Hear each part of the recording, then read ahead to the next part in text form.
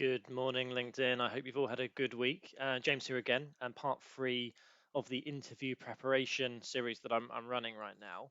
Um, Today's video does cross over slightly with the motivations video because it's all about preparing for the interview and research on the company. Now, I already mentioned last week that yesterday, sorry, that it's definitely worth having a look at the company website to find out the core values and the pipeline of the company because this really ties in well with the motivations. So again, I would reiterate that point. If you can mention things from the mission statement in your interview, you mentioned the things regarding the vision of the business, and you mentioned specific parts of the pipeline during your interview, it really shows that you've done your in-depth research of the business and you're serious about joining the company.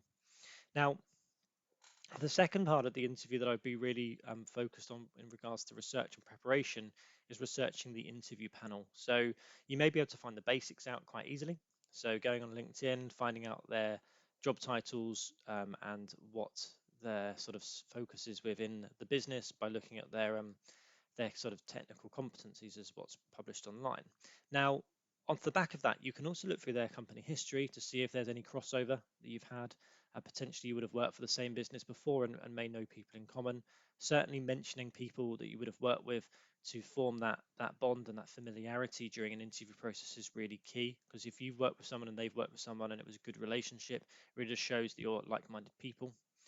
Furthermore, I would also suggest looking into people who've worked for the business in the past, both in your position, so you can get an idea of the skill sets that they brought to the company and what their background was before joining the position, looking at how they've progressed as well.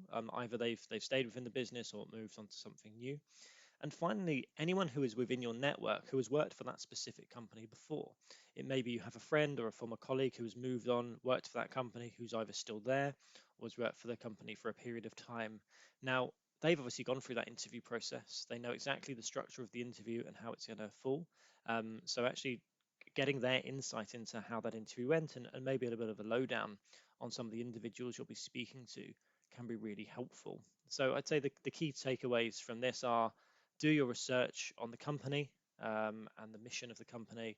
Do your research on the interview panel to find out their skills and also their background history to find common ground.